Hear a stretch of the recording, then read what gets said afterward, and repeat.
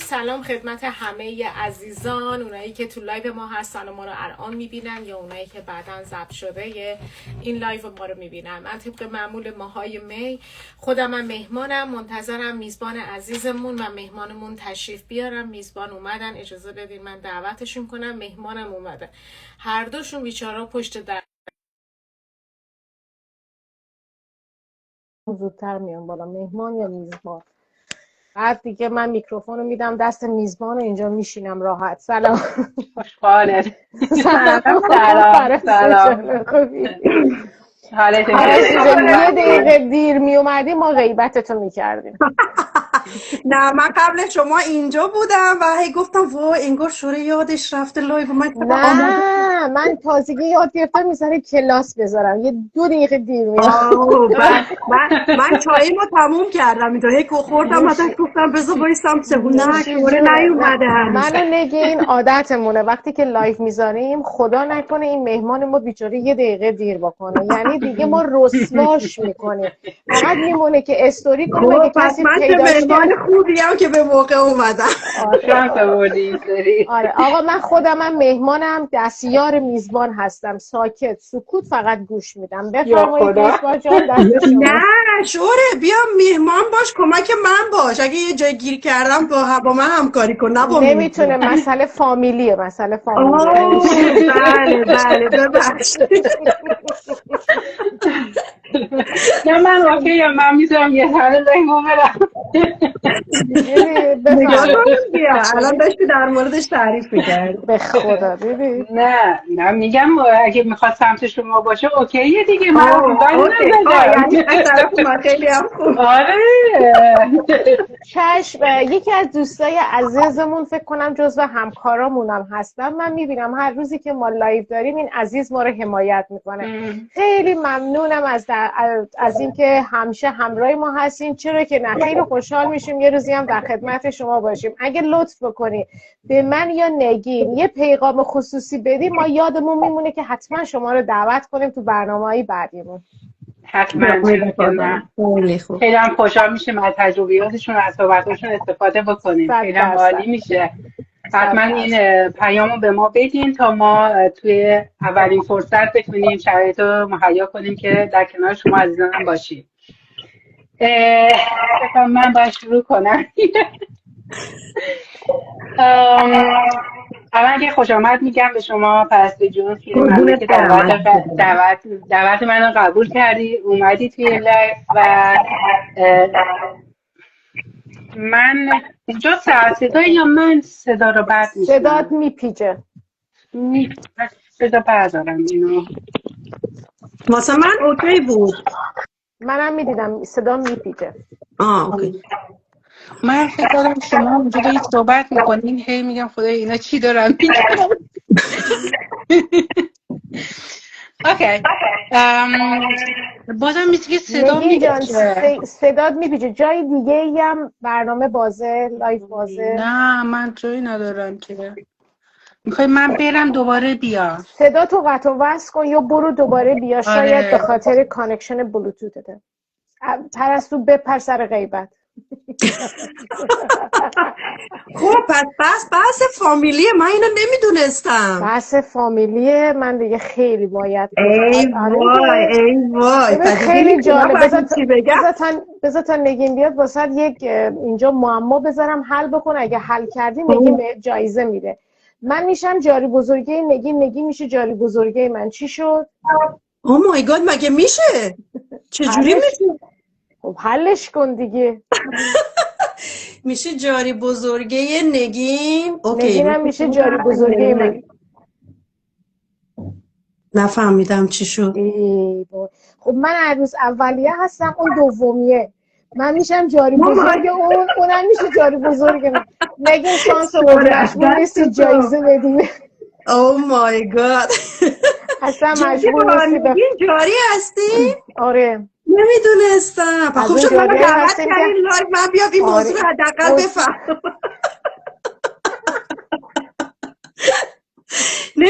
نمیدونستم واقعا. چه خوب. دوتاتونم توی این بیزینس هستین. دوتامونم توی یه بیزینس. من میشم جاری بزرگه، اونم میشه جاری بزرگه. بعد بعضی موقع هم که همدیگه رو اذیت میکنیم میگم هرچی بزرگه میگه گوش کن تو.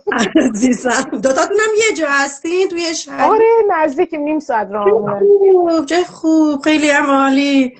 میتونید لایو رو کنار هم البته بگیرین، درسته؟ آره چرا نگین نمیتونه بیاد بالا؟ نمیدونم هست یا نه، اصلا من اینوایتش میکنم نمیتونه بیاد. آره اوایل خیلی با هم دیگه لایو دوتایی با هم دیگه میذاشتیم، بغل هم بودیم، کلی هم میخندیدیم. خیلی هم عالی. خیلی لایو گذاشتیم، خیلی ریلز با هم دیگه درست کردیم گذاشتیم. چقدر خوب، من اینو نمیدونستم. میگه من میام، بیا خوش اومدی. بیا خوش اومدی بالای سر، بیا غیبتتو کردیم، قرار بود جایزه بدی ولی پرستو باختش. آره واقعا من نمیتونستم اونو حل کنم. واقعا جالی بزرگی هستی، اونم جالی بزرگی هست. اصلا با عقل جور در نیومد، من نفهمیدم. نگین چرا نگین میگه نمیتونی بیای؟ چرا نمیتونی بیای؟ چرا؟ نمیدونم. حالا شانس مایه نگین، این همه با همه دنیا لایو رفتی، حالا شانس مایه. غیبتشو بکن پرستو آزادی. نگین میخوای خودت ریکوست بفرست ببین میاد واسه من واسه اینوایت میفرستم ولی اومد. خوشحال خوشحال چی شده بود؟ هر کاری میکردم نمیشد. نه تلفن من یه لحظه زنگ خورد. فکر کنم بازم صدا میپیچه. وای چقدر بده. الان صدا اونجوری خوبه. آره خوبه، فعلا خوبه. برو جلو. فکر کنم بذار من میکروفونمو میبندم تو حرف بزن. یعنی میگه اینجوری بهتره الان، ولی من حس میکنم صدام بازم میپیچه. حالا چرا من نمیدونم. اونجوری اذیت کننده نیست به نظر من. حالا من شاید متوجه نمیشم، اینقدر اونجوری نیست. حالا بعد شورم اگه بسته هیچ فرقی نکرد، یعنی من همونجوری دارم صدای شما رو، هیچ فرقی نکرده برای منم. اینقدر صدات نمیپیچه، نمیدونم. آره اونقدرم بد نیست. نگین شروع کن.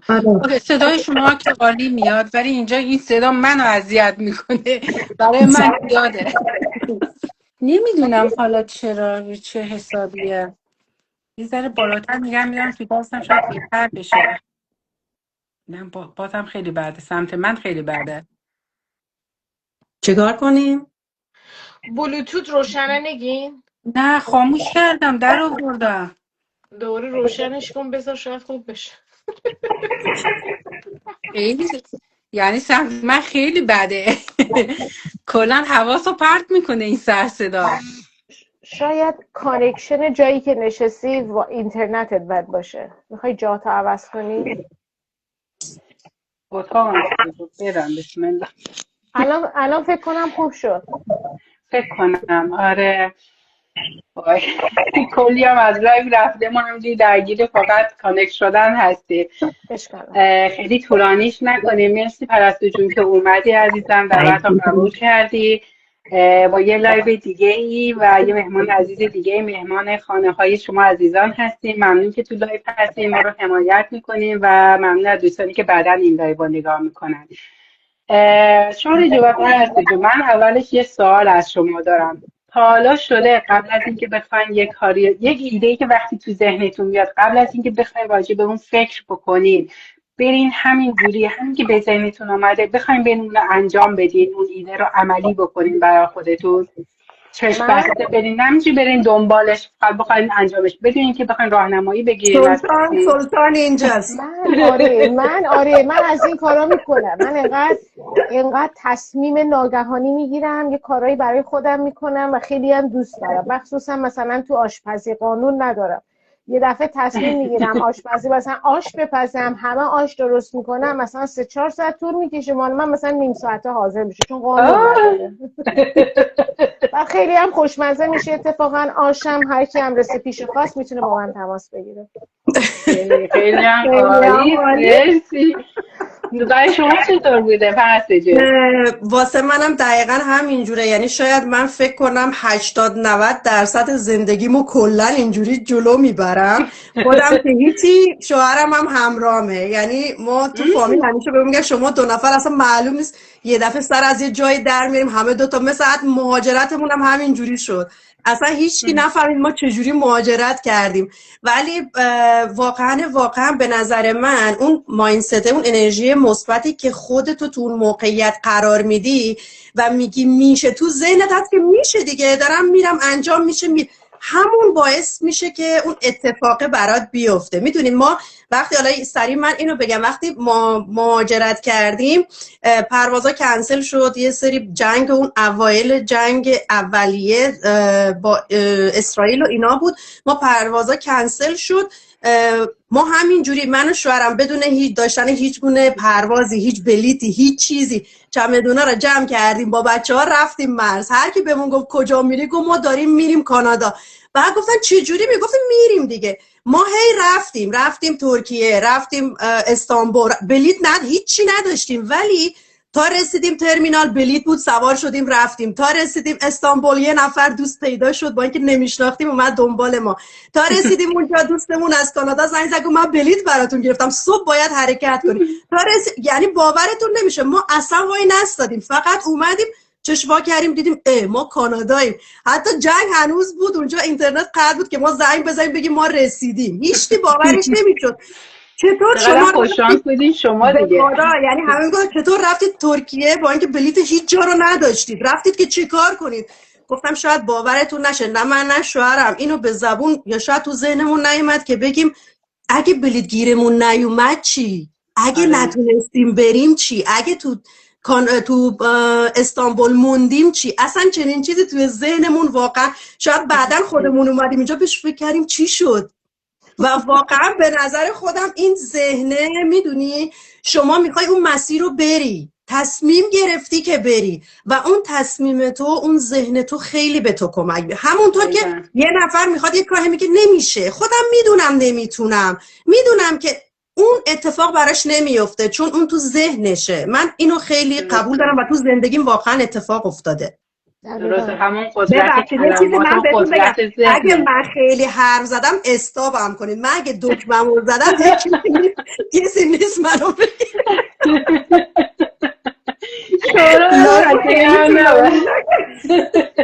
استاپ. نه اتفاقا تجربه خیلی قشنگی رو شما بابا به اشتراک گذاشتید، چرا که نه این همون قدرت ذهن و قدرت تفکریه که همه جای دنیا دارن راجع بهش حرف میزنن و میگن اگه میخوای موفق باشی اون اول باید تو ذهن خودت موفق باشی، درون خودت باید اون موفقیت رو تجسم کنی، داشته باشی تا بعد بتونی به اون موفقیت برسی.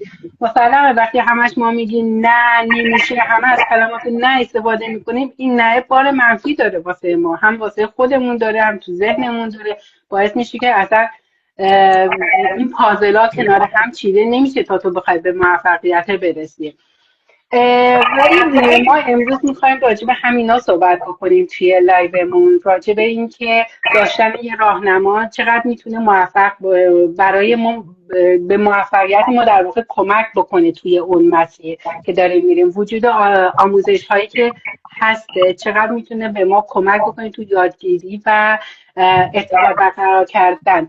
من اول خودم رو معرفی میکنم و بعد بریم سراغ معرفی شما دوستان و سوالات بعدی.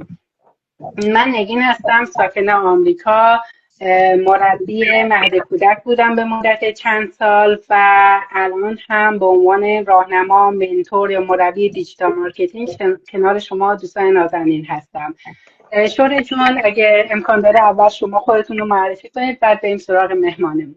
حتما، ممنون از همه. طبق معمول همه منو دیگه میشناسن. من شهره هستم، 28 سال مهاجرت کردم تو آمریکا و همراه خانواده مشاور املاک، مترجم پزشکی، 2 تا بزینس آفلاین با همسرم دارم. مدتی هم مشغول این بزینس هستم به عنوان منتور، لیدر، هر چی که حساب بکنی اینجا در خدمتتون هستم. جاری بزرگی نگینم هستم. او مای گاد، واسه من میشه یه خط. شور خیلی گفتی، من یه خط میخوام بگم، هیچی دیگه ندارم. اوکی، من پرستو هم. اول خیلی خوشحالم در کنار شما عزیزان هستم. مرسی از دعوتتون به این لایو پر انرژی. من حدوداً 1 سالی از همراه خانوادم به تورنتو مهاجرت کردم. قبلا تکنسین اتاق عمل بودم و 10 سال سابقه کار توی اتاق عمل رو دارم توی ایران. خیلی هم دلم تنگ شده برای کار تو اتاق عمل و اینجا الان منتور بیزینس آنلاین هستم. این بیزینس رو شروع کردم و توی پلن بعدیم این هست که بعدنها حتما کار خودم رو ادامه بدم، چون علاقه به اون کار دارم، میخوام بهش ادامه بدم و الان در خدمت شما هستم. خیلی هم عالی. مرسی عزیزم، مرسی شما بابت معرفی هاتون. پرستو جون، یکی از چیزهایی که میتونه هر مسیری رو برای آدم راحت‌تر کنه در واقع اینه که آدم تو اون مسیر تنها نباشه، یه راهنما داشته باشه، یه شخصی که بتونه کنارش باشه و توی بعضی جاها کمکش بکنه. من میخوام از شما بپرسم که وجود منتور و راهنما توی این مسیری که الان شما هستین چه کمکی به شما کرده؟ چقدر موثر بوده برای شما؟ ببینین، وجود منتور که واقعا به نظرم خیلی قوت قلبه. در درجه اول آدم فکر میکنه، حس میکنه تنها نیست، کسی رو کنارش داره حتی اگه بهش نیاز نداشته باشه. ولی منتور غیر از اون قوت قلبی که برای ما داره، ما میتونیم خیلی زیاد از تجربیاتش استفاده بکنیم. خیلی به ما کمک میکنه که من این مسیر رو رفتم تا اینجا درست نبود، برگشتم این مسیر رو رفتم، این الان شما و مسیر رو برای شما کوتاه‌تر میکنه. یعنی به جای اینکه شما هم بری اون مسیر رو بری اشتباه بکنی، برگردی، تایم تو از دست بدی، انرژی تو از دست بدی. چون خیلی از افراد هستن دیدید خوب خیلی سریع گیواب میکنن، یعنی میگه تموم شد دیگه، من رفتم اومدم تموم شد دیگه، خب میذارم کنار. ولی واقعا منتور، ما هممون اینجا منتور داشتیم، کمکمون کردن و همیشه گفتن بچه‌ها این مسیر اینجوریه، اون یکی اینجوریه، راهنماییمون کردن. توی آموزش‌ها شاید یه کوچولو ما یه جای اشتباه کردیم، یه جای نیاز به کمک داشتیم. چقدر خوبه که در دسترس بودنشون چقدر فوق‌العاده است. یعنی واقعا برام من یکی که واقعا سودابه جون، یعنی کافی بود من فقط بنویسم سودابه، تموم شد، بیا یه دونه زوم با هم دیگه بریم ببینم مشکل کجاست. و واقعا این ساپورت به من خیلی انرژی داد و برای من یه دونه درس شد که خودم هم وقتی یه کسی رو داشتم اینجوری حمایتم کرد و باعث شد که من خیلی سریعتر رشد بکنم، برای بقیه، برای افراد دیگه‌ای که قراره وارد تیم من بشن، بدونم چطور با قدرت بهشون کمک بکنم. دقیقاً. مرسی ازم بابت توضیحات قشنگی که دقیقاً همینطوریه. وجود منتور یا راهنما کنار آدم در واقع همین قوت قلب آدم میشه. من دخترم امسال تازه گریجویت میشه یه چند وقت دیگه و خب اینا تو مدرسه خودشون ادوایزر دارن، یه مشاور دارن که اینا راهنمایی میکنه، کمک میکنه برای کالج و انتخاب رشتهشون. و چقدر خودم و دخترم با ادوایزر صحبت میکردیم که حالا چه کالج هایی رو انتخاب بکنیم، کجاها رو انتخاب کنیم، اصلا این مسیری که داره میره چطوریه. در واقع ادوایزر اومده بود، راه رو داشت نشون میداد به ما و به من و دخترم داشت نشون میداد که ما بتونیم تصمیم آگاهانه تری رو بگیریم، تصمیم درستی رو بگیریم. اینجا هم در واقع میشه گفت منتور و اون راهنما کار همون ادوایزر رو میکنه، یا ادوایزر کار همون منتور رو داره انجام میده، کنار ما هست که مسیر رو برای ما باز کنه، هموار کنه و به قول شما راحت‌تر بکنه که ما بتونیم مسیر رو ساده تر طی کنیم، سریع تر طی کنیم، تا به جای اینکه بخوایم 10 دفعه بقول رو بخوریم زمین، بلند شیم، گیواب کنیم و اصلا پشیمون شیم برگردیم.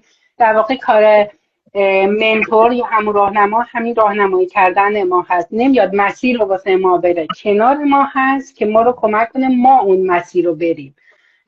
شما جون اگر هم قرار چیزی اضافه کنیم، فکر می‌کنین نیازی که اضافه بشه اضافه کنین، اگه فکر میکنین نه که میتونین سوال دوم رو بپرسین. حتما. من فقط یه چیز کوچولو اینجا بگم که ما هممون تو زندگیمون از روز اول زندگیمون و تا همیشه فکر کنم به منتور، به یک راهنمای، اولین منتورای ما مام بابامون بودن که کنار ما بودن، یاد دادن غذا خوردن، راه رفتن، حرف زدن، خیلی چیزها رو به ما یاد دادن. بعد رفتیم کلاس اول دبستان، معلمای کلاس اول دبستان سخت ترین قسمت زندگی برای اوناست که باید به ما یاد بدن و اگر اونها نبودن فکر نمی کنم هیچ کدوم از ماها به اینجا میرسیدیم. بعد رفتیم دبیرستان، دانشگاه، ازدواج کردیم. خب همه ما ازدواج کردیم، همه چی رو بلد نبودیم. خانواده ها، بزرگا، کسای دیگه ما رو راهنمایی کرد. در هر کاری هم همینه، داشتن منتور مثل یک نورافکن خیلی قوی هستش که جاده رو باز میکنه برای این واقعا باعث افتخاره. سوالی که من میخوام از پرستو جان بکنم اینه که پرستو جان، ما اینجا آموزش هایی که تو این مسیر وجود داره، خب همیشه میگیم خیلی آموزش وجود داره، اگه توضیح بدین این آموزش ها به چه صورتیه و آیا فکر میکنین همه میتونن از این آموزش ها استفاده کنن و یاد بگیرن؟ ببینید آموزش ها به قول شما ما توی پیجمون زیاد در موردشون صحبت کردیم که اینجا اصلا کلن سیستم فرانچایز همه چیز آماده است. آموزش ها برای شما آماده است، یه پکیج. شما وقتی وارد میشید، شاید میگم من یه شخصی هستم که خودم رو تو اون موقعیت قرار میدم، شاید حتی بهش فکرم نکرده بودم که میتونم نمیتونم، ولی وقتی دیدم خیلی افراد عادی، افراد معمولی توی این بیزینس هستن، یکی میگه من خانه دارم، یکی میگه من چه میدونم تکنسین مثلا دندان پزشکی ام، یکی میگه معلم، وقتی یکی میگه بازنشستم، یکی میگه کلا من نمیدونستم سوشال مدیا چیه. میدونید گفتم وقتی همه اینا تونستم بیان و انجام بدن، پس قطعا کار زیاد سختی نباید باشه. و وقتی خودم وارد شدم دیدم واقعا مثل همون کلاس اولی که شما میگی این نقطه رو بذار اینجا، حالا اینو بیار بذار پایین، این دقیقاً آموزشا به این صورت. خودم باور نمی‌کردم، ولی وقتی انجام دادم دیدم که بجز اون مواردی که شاید یه مشکلاتی توی حالا سیستم خودم بود، واقعا خودت میتونی اینو بیاری اینجا، اونو یه کارمو انجام دادم، پروفایلمو درست کردم، فنلم اینجوری شد، سایتم اینجوری شد، لینک خودم هم باور نمی‌کردم یه روزی من بخوام اینجا یه بیزینس داشته باشم که خیلی از کاراشو خودم انجام بدم. و اینکه میگم که شما اصلا مهم نیست که بک‌گراندتون چیه، هیچ، به نظر من هیچ کس هیچ ترسی نباید داشته باشه، چون اینجا همه چی آماده است. همونطور که قبلا هم گفتیم همه چیز برای همتون آماده است. وقتی که وارد میشید تازه میفهمید چقدر دنیای فوق‌العاده‌ایه. این آموزش‌ها، این پکیج‌ها، این چیزایی که در اختیار شما گذاشتن که بتونید بیزینس خودتون رو داشته. من اینا فوق‌العاده، من واقعا عاشقش شدم. دقیقاً درست گفتی پرستو جان. من با کسایی صحبت کردم که میگفتن تو تیمشون بچه‌های اومده بودن که اصلا ایمیل نداشتن، اصلا نمیدونستن کامپیوتر رو چجوری خاموش روشن کنن، چه کار بکنن، چجوری تلفنشون رو استفاده کنن. و انقدر این منتورها و گروه پشتیبانی و کوچ‌ها با حوصله با اینا رفتن جلو و آموزش‌ها انقدر راحت بود به هر زبانی که خودشون بخواد هست که الان میتونم بگم یکی از موفق ترین افراد هستن توی این بیزینس و این واقعا جای تحسین داره. اگر اونها تونستن از صفر بسازن برن بالا، ماهایی که حالا ادعا میکنیم نصف راه رو بلد بودیم راحت تر میتونیم بریم بالا. اینجا بفرمایید، در خدمت شما هستیم. خواهش میکنم. سوال بعدی راجع به اینه که یه سری از افراد قبل از اینکه بخوان کاری رو شروع کنن همیشه برای خودشون بهونه میارن، مثلا اینکه الان شاید سن من مجاز نیست بخوام این کار رو انجام بدم، یا واسه من دیر شده، یا فکر میکنن خیلی زوده میتونن سالها بعد بیان انجام بدم. یعنی همش بهونه هایی هستش این وسط. من از شما بپرسم که توی این بیزینس آیا سن و سال مطرح هستش؟ اصلا محدودیت سن و سال داریم اینجا ما؟ ببینید نگین جان، اینجا غیر از اون محدودیتی که شما باید سن قانونی رو گذرونده باشید، یعنی از 18 سال به بالا باشید، هیچ محدودیت سنی دیگه اینجا نداریم. همونطور که خودتون میدونید ما توی همکارامون 60 خورده ای ساله، 70 ساله، بازنشسته، نزدیک بازنشستگی، خیلی جوان‌تر، به قول شما کسایی که الان بچه ها همشون با سوشال مدیا و AI همه اینا دیگه این روزا بچهای این روزا آشنا هستن. ما چه بچه های جوان رو داریم 20 ساله 22 ساله اینجوری وارد این بیزینس شدن که واقعا من میبینمشون کیف میکنم، چه افرادی رو از اونوری داریم که 60 خورده ای سال 70 ساله و چقدر خوب فعالیت میکنن. چه تمرکزی دارن و چقدر آدمو به خودشون جذب میکنن. من همیشه خودم به جز بچه‌های حالا اونایی که سن وسط دارن، افرادی که میگم یکم سنشون بالای، این حرف زدنشون چقدر شیرینه، اصلا انگار اون داستان. من خدایی میشینم و پستاشون رو نگاه میکنم، برام جذابه و چقدر میتونن توی بیزینسشون موفق باشن. چقدر بعضیشون از داستان استفاده میکنن، چقدر بعضیشون از زندگیشون استفاده میکنن. میدونید اینجا هیچ محدودیت وجود نداره. تازه به نظرم آدم یه آرامش خیال بیشتری داره. اونایی که یه کمی تو خونن بیشتر، میدونید با نوه هاشون درگیرن، با چه میدونم یه آرامش بیشتری توی خونه دارن و میتونن وقت بیشتری رو بذارن. به نظرم خیلی شگفت انگیزتره توی این بیزنس. من یکی که عاشقشونم، یعنی میگم قشنگ میشینم پستاشون رو نگاه میکنم و میبینیم که چقدر موفقن و اینجا واقعا هیچ محدودیت سنی برای هیچ کس اینجا بود. تو فقط اون شخص باید بخواد. به نظرم بقیهش میشه بهانه. اون شخص باید بخواد شروع بکنه. ما خیلی ها رو داریم، به قول شما ما اون موقع توی خونمون همیشه داداشم یکم کوچیک‌تر بود میگفتیم که برو یه حرفه یاد بگیر از این فنی حرفه یا میگفت که خب باشه بعدن میرم. بعدن بهش 2-3 سال دیگه از من گذشته، 4-5 سال دیگه بابا تو اگه 2-3 سال پیش میرفتی الان خودت دیگه اوستاکار بودی، الان چرا دیگه از من گذشته. بابا این چه جمله‌ایه میگید؟ مثل این که ما وقتی میخواستیم به آقا شما دیگه تو دهه 30 و 40 هستی، تازه میخوای بری مهاجرت بکنی، تازه میخوای بری نمیدونم چیکار، گفتیم ما میتونیم. وقتی شخص خودش بخواد اون اتفاق براش میفته. من به این باور دارم، همونجور که توی سوالات اولیه‌مون در موردش صحبت کردیم. بله درسته. مرسی عزیزم.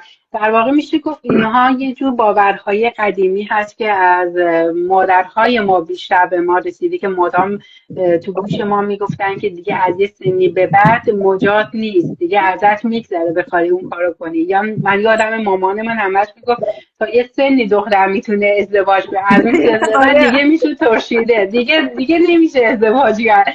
الان شده کلاس، ازدواج نکردن شده کلاس، باید وایسی تا یه سنی برسی بری ازدواج کنه.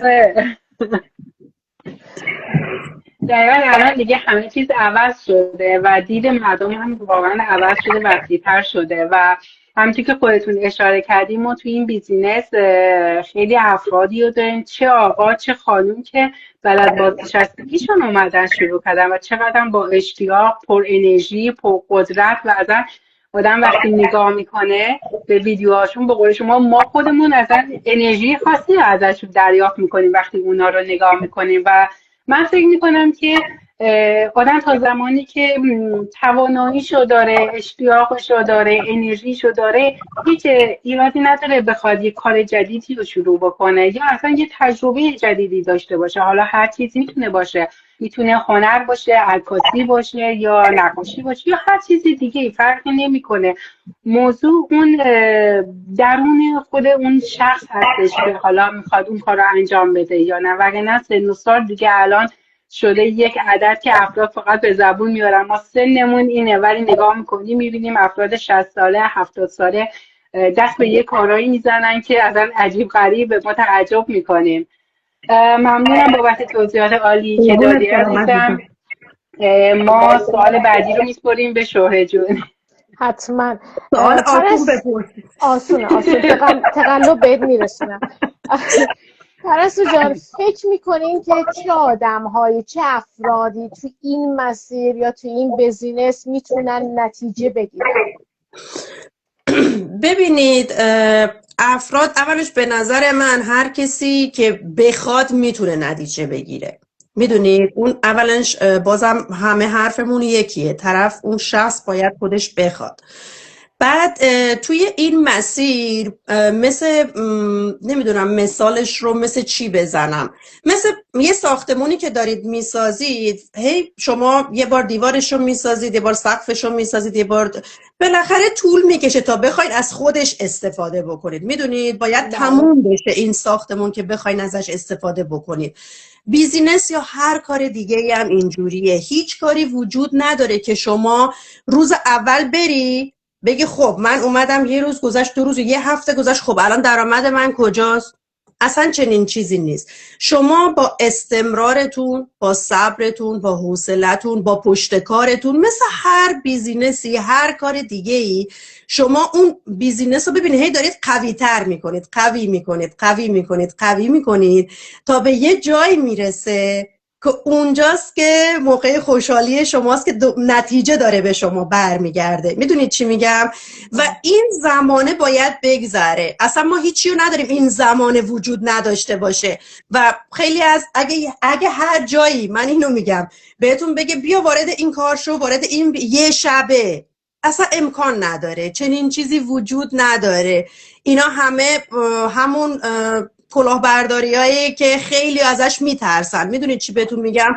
ولی ما این رو نمیگیم. ما میگیم شما بیا وارد شو، آموزش ها رو ببین، استارت بزن، پشتکار داشته باش، استمرار داشته باش، هر روز حضور داشته باش. نمیگیم تمام وقتت رو بذار، چون ما وارد این بیزینس شدیم که وقتمون رو سیو کنیم. میدونید اومدیم که با خانواده بیشتر باشیم، اومدیم که خیلیامون کارشون رو اصلا ترک کردن چون دارن درآمدشون جای دیگه است و ترجیح میدن با خانواده باشن. پس نمیخوایم تمام وقت روز و شبمون رو برای این بیزینس بذاریم، نه. ولی شما این استمرار هر روز بودنتون مهمتر از تایم طولانی در روزه که بذارید. خب بله. شما در طول روز 2 ساعت 3 ساعت بذار، ولی هر روز باش، نه اینکه یه روز باش از صبح تا شب باش، بعد یه هفته دیگه نباش، بعد دوباره بیا، بعد بگو چرا این اینجوریه. ما اینجا میگیم سیستم برای همه یکیه. خب این آموزش ها، سیستم، پکیج، همه برای کمپانی، همه چی برای همه یکیه. بله. بعد طرف باید بگه خب چطوری اون شخص رفته به اونجا رسیده، الان داره $10,000 آمریکا بازنشستگی میگیره. اون که ببخشید ویژه براش آموزش نبوده، یا چه میدونم مثل شما جاری نبوده، پارتی بازی نداشتن که به خاطر اونجا. خب همه برای همه یکیه. یکی پشتکار داشته، دنبال کارش رو گرفته، وقت گذاشته، صبر داشته، انجام داده. و شما هم اگه همین کار رو بکنی، همین نتایج شاید هم بهتر برای شما به. پس هر کسی فرق. و اینجا مقایسه کردن خیلی یه چیز بدیه. من اینجا بگم دوستان خواهش میکنم خودتون رو با همدیگه مقایسه نکنید. شرایط زندگی هر کسی با کسی دیگه ای واقعا فرق میکنه. ولی اینکه استمرار، من هنوز میگم صبر و استمرار رو توی این کار داشتن باعث موفقیت بشه. یه کوچولو صبر داشته باشید، همین. دقیقاً درست گفتی. ببین پرستو جان، من یک مثال خیلی ساده بگم که ما خیلی ایرانی‌ها باهاش آشنا شدیم. کلاس‌های آرایشگری، وقتی هممون مثلا امکان داره ما هر ستامون رفتیم کلاس‌های آرایشگری، می‌خوایم آرایشگری یاد بگیریم. خب از اول که بلد نبودیم، مو خراب کردیم، اشتباهی قیچی کردیم، رنگ اشتباهی کردیم، آقا رفتیم ابرو رو بگیریم لنگه به لنگه کردیم، همه اینا رو می‌کنیم ولی یاد می‌گیریم. اونجاست که منتور میاد خودشون نشون میده، آموزش‌ها میان خودشون رو نشون میدن، ما اونجا یاد میگیریم. بعد میایم هر ستامون میریم تو یک جایی 3 تا صندلی کرایه میکنیم، به عنوان 3 تا آرایشگر داریم کار میکنیم. هر کدوممون درست روزی خودمون و خدا به ما روزی خودمون رو متفاوت میده، ولی چطور میشه که ما هر 3 تا از 0 شروع کردیم، یکی بیشتره یکی کمتره؟ خب دلیلش اون استمراره است، اون پشتکاره است، اون تلاشه است. امکان داره من بیام بیشتر اونجا وایسم سر کار، بعد نگین بگه خب حالا شهره رفت دیگه، فوقش 2 تا مشتری اضافی شهره رو من میگیرم. پرستو بگه حالا امروز میدونی هوا خوبه، میخوام برم بشینم تو پارک یه دونه آب طالبی بخورم. اینه که شما آب طالبیتون رو نوش جون کنین، شما هم تو خونه استراحتتون رو داشته باشین، ولی یک استمرار روزانه برای بزینس و کارتون اگر داشته باشین، نه اینکه بگم سر ساعت بیاین سر ساعت برین، نه، ولی بگین من طی 24 ساعت آقا 2 ساعت رو میخوام اینجا فقط بذارم برای بزینسم، همین، هر 2 ساعتی رو که خودت دوست داشتی، بعد موفق میشی. یه دوستی اینجا گفتن این بزینس چقدر پول، چقدر آفیس و چقدر تجربه میخواد. آقای بابک ممنون که از این سوال خیلی قشنگی کردین. اگر اجازه بدین با یک کدوم از ماها تماس بگیرین، یه مسیج بدین، ما حتما جواب مفصل رو بهتون اینجا میدیم. ولی در مورد آفیس که باید بگم اصلا آفیس نمیخواد. آفیس شما تلفن شماست، تو کیف شماست، تو جیبتون، هر جا میری اون میشه دفتر کار شما. تجربه، هیچ تجربه نمیخواد. اگه میبینین منی که اینجا نشستم دارم صحبت میکنم، پرستو جان و نگین جان اینجا هستیم، با تجربه صفر شروع کردیم. هیچ کدوممون به غیر از این که بدونیم 4 تا عکس میتونیم بریم تو فیسبوک و اینستاگرام بذاریم فامیلا ببینم، ما عکسای اونا رو بگیریم و یه کامنت بذاریم، هیچی بلد نبودیم.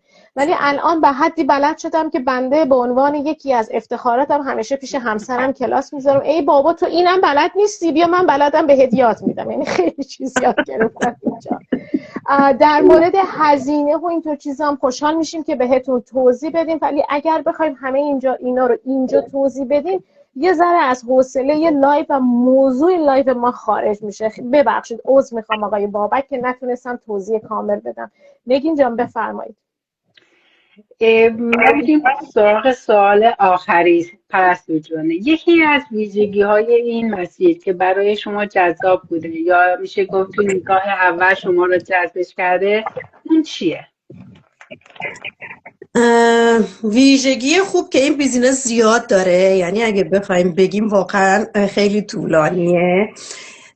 یکی از ویژگی‌های خیلی خوبش به نظرم اون رشد فردیه که به شخص میده. میدونید باعث میشه شخص خودش رو پیدا بکنه. شاید در نظر خیلیا این یه چیز عجیب غریب باشه، بگه خب چه ربطی به بیزینس داره، ولی چون ما داریم توی سوشال مدیا کار میکنیم، ما همیشه خودمون رو مقابل مردم میبینیم، مقابل دیگران، خودمون رو مقابل دوربین میبینیم و میبینیم که همه از سراسر دنیا دارن ما رو نگاه میکنن. میدونید این رفته رفته خیلی باعث پیشرفت میشه. برای خودم که اینجوری بوده، شاید من روزای اول میخواستم یه دونه ویدیو درست کنم، ویدیومو درست من خودم آدمی نیستم که اعتماد به نفس نداشته باشم یا هر چیز دیگه ای، ولی اگه برم ویدیوهای اولیه خودم رو ببینم چقدر ابتدایی اصلا انگار بلد نیستم، اون حرفه رو دارم میزنم ولی انگار بلد نیستم حرف بزنم. الان که خودم حرف میزنم میبینم چقدر اعتماد به نفس پیدا کردم، چقدر راحت انگار مثلا نشستم توی یه جمع دارم صحبتمو میکنم. چقدر ما همکارایی داریم که اوایل که شروع کردن تصمیم گرفته بودن که بدون چهره کار بکنن، ولی یه مدت که گذشت یه دفعه نه بابا چرا من دارم این کارو میکنم، میرم جلو دوربین حرفمو میزنم، تموم شد. تازه خیلی هم خوشحالتره. میدونید باعث میشه که اون شخص خودش رو پیدا بکنه، اعتماد به نفسش بیشتر بشه، رشد بکنه، بدونه که خودش چقدر قدرت درونش هست. میدونی چقدر توانایی داره، تا حالا نمیدونسته، براش پیش نیومده، موقعیتی نبوده که بخواد اینا رو پیدا بکنه. ولی ما هممون فکر کنم 99% برای درآمد وارد این بیزینس شدیم، ولی الان خیلی همون عاشق یه چیزای دیگه ای از این بیزینس شدیم. میدونید همین جمعامون، همین پیدا کردن همکارا و دوستایی از سراسر دنیا، من هیچ وقت توی این ذهن من نمیرفت که من بخوام از سراسر دنیا دوست و همکار داشته باشم، بخوایم توی ایونت های مختلف همدیگر رو ببینیم از نزدیک. میدونید این خیلی قشنگه، مخصوصا برای ما مهاجرایی که خیلی مثل خود من، هیچ کیو من اینجا ندارم، خب فامیلی دوستی کسی رو من اینجا ندارم، ولی از وقتی که وارد این بیزینس شدم اصلا احساس تنهایی ندارم واقعا. یعنی میدونم که زوم ها وجود داره، من توی هفته 1-2 بار بچه ها رو میبینم، هرچند آنلاینه باشون صحبت میکنم. چه میدونم، میگم یاد گرفتم که چطور زندگی کنم، چطور زندگیم رو ارتقا بدم. من اومدم مهاجرت کردم که اون زندگی معمولی توی ایران رو نداشته باشم. چرا مهاجرت کردم؟ مهاجرت کردم که زندگیمو عوض بکنم و به نظرم این بیزینس میتونه یک راه عالی برای تغییر زندگیمون باشه. میگم نه فقط برای درآمد، برای شناختن خودمون. من اینو خیلی پیشنهاد میکنم.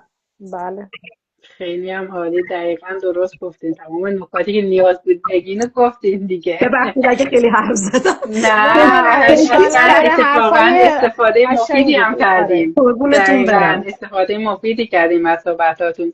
همجوری که گفتی کنار اون درآمده و اون پوله آدم روی خودش شناخت بیشتری پیدا میکنه، متوجه میشه که چه استعدادهایی داشته تا حالا که اصلا ازش خبری نداشته، چون شاید هیچ وقت اون شرایطه براش جور نبوده که بخواد از اونا استفاده بکنه و متوجهش بشه، یا چقدر قوی بوده که تا حالا نمیدونسته و با چالش‌هایی که توی این مسیر باهاش روبرو میشه، همون چیزی که خودتونم بهش اشاره کردین جلوی دوربین آمدنه، خودش یک چی میگن یه شجاعت خیلی خاصی میخواد برای خودش که افراد بیان جلوی دوربین صحبت کنم. من خودم از اون تجربه‌هایی دارم که یا کن شعاره میدونی میخوای چی بگی. آره من خودم میدونم چه بلایی سرش آوردم واسه همین میدونم. دقیقا هم همین جوریه و الان میبینی خیلی راحت نشستیم میگیم میخندیم لایو میذاریم اطلاعاتی که داریم ما منتقل میدیم به بقیه دوستان و اینا همه جزء نکات مثبتش به حساب میاد، کنار اون درآمده به هر حال اینا هم نیازه.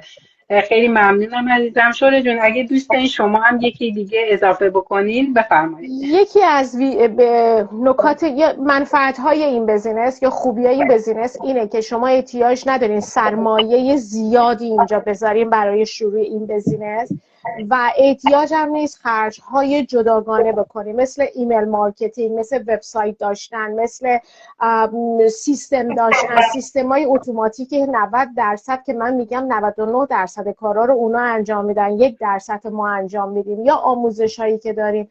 همه اینا با یک سرمایه خیلی کمی ما شروع میکنیم و یه خوبی دیگه این که داره وقتی این بزینس رو شروع میکنیم که آموزش ها رو یاد بگیریم، مهارت ها رو یاد بگیریم، از محصولات نامبر 1 جهانی ژاپنی به عنوان پکیج یا گیفت به ما داده میشه برای مصرف شخصی خودمون و خانوادهمون. این یکی از مزایاییه که شما هیچ وقت هیچ جای دنیا نمیتونین پیدا کنین. واقعا دقیقا گل گفتی، واقعا محصولات گل گفتی. گفتم مزیت های این بیزینس خیلی زیاده، یعنی اگه بخوایم بشینیم یکی یکی بعد لایو کلی طولانی بکنیم. دقیقا از بدیهاش یکی از مهمترین بدیهای این بیزینس اینه که انقدر خوبی داره ما نمیدونیم کدومشو کجا بگیم، هر دفعه وقتم میاد این بدیش. و به نظرم تا کسی وارد نشه اینا رو درک نمیکنه. میگم خیلی هم میگن چه بود این بیزینس، میگید اینو داره اونو داره ولی وقتی وارد میشه میبینه چقدر مزیت توی برای خودش و زندگیش و خانواده‌اش. به خاطر اینکه این محصولات همونجوری که من گفتم توی آسیای شرقی به عنوان محصولات پزشکی تو بیمارستان ها، تو آفیس های پزشکی، تو هتل‌ها، تو خیلی نرسینگ هوم‌ها، همه جا، حتی تو خونه ها به عنوان مدیکال گرید هوم بیس داره استفاده میشه. محصولاتی نیستش که الکی باشه، همش هم سرتیفیکت های جهانی داره که 52 سال قدمت دارن. این از این دیگه لایف دیگه زیادی داریم میکشونیم به حاشیه.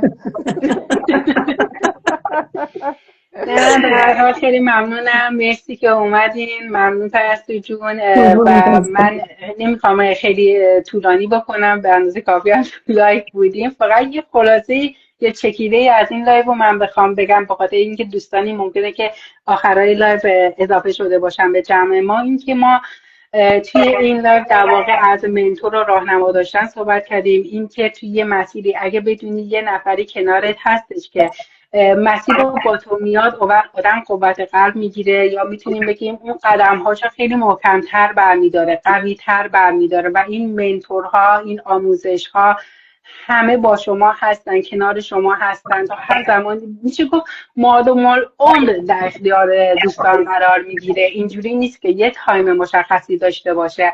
آموزش ها هم همینطور، هر سری که چیزهای جدیدی اضافه میشه، اطلاعات جدیدی اضافه میشه، آموزش های ما هم مدام در حال آپدیت شدن هستش برای همه دوستانی که وارد این بیزینس میشن. و همینه. و اگه سوالی بود، اگه دوست داشتین اطلاعات خیلی بیشتری در مورد این مسیر بدونین که این بیزینس چی هست و سوالات بیشتری داشتین، به هر کدوم از ما 3 نفر که پیام بدین ما شما رو راهنمایی میکنیم و کنارتون هستیم، مسیر رو به شما نشون میدیم و تصمیم گیری نهایی و این کسی که آخرین تصمیم رو میگه در واقع خود شماها هستین که این تصمیم رو میگیریم. ما فقط مسیر رو برای شما باز میکنیم، نشونتون میدیم و کنارتون هستیم که بتونید تصمیم درست‌تری رو بگیرید. ممنونم شوره جون، ممنونم پرستو جون که این مرسی، خیلی هم استفاده کردین. امیدوارم که شب و روز خیلی خوبی هم داشته باشین. خداحافظ. خیلی خوشحال شدم که خدا نگهدار. قربونتون برم. همچنین.